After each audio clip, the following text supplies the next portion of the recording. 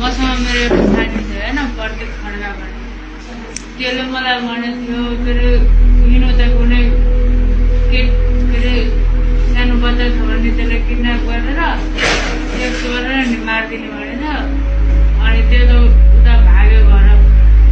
अनि घर भागेपछि म त्यही बसेँ नि त।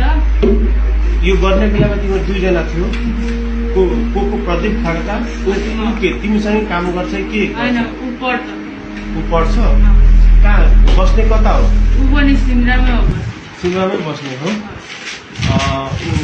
घरभन्दा कति टाढा बस्छ हो तिम्रो? मेरो घरभन्दा 10 मिनटको बाटो। 10 मिनटको बाटो छ। त्यो दिनको बिहानदेखि घटना बताऊ त बाबु, साँचो साँचो के भयो? जसले हामी दुईजना त्यसलाई लिएर आयो होइन यता। तिमीले भन्यो नि त्यो दिन बिहान म वीरगञ्ज आएँ के भयो?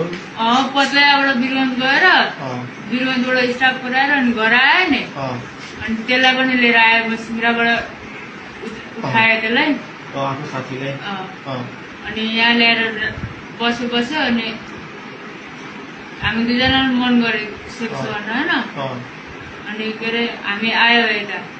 अनि त्यो बच्चाहरू खेलिरहेको रहेछ।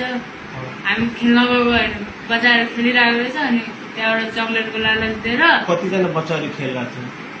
3 जना थियो। 2 जना केटा थियो, एउटा केटी थियो। अनि केटी चाहिँ यही डर के अरे गढीमा आइरहेछ।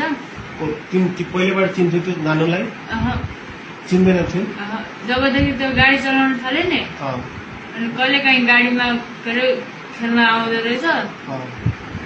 त्यो खेल्न आएको समयमा म हुँदैन थिएँ त्यहाँ। अनि के अरे अस्ति चाहिँ भेटाएको थियो। अनि त्यसलाई नि गर्न मन लागेको थियो। घरमा कोही पनि थिएन, त्यसको नि कोही पनि थिएन, मेरो नि कोही थिएन।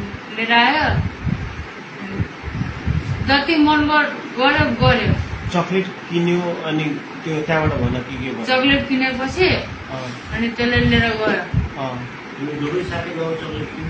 होइन म एक्लै गएको थिएँ। अनि चक्लेट किनेर आएपछि के भयो? त्यहाँ गयो, बच्चाहरू खेलिरहेको थियो। बच्चाहरू खेलिरहेको थियो। त्यो प्रत्येक पनि त्यही थियो। तिनीहरूले हेरिरहेको थियो।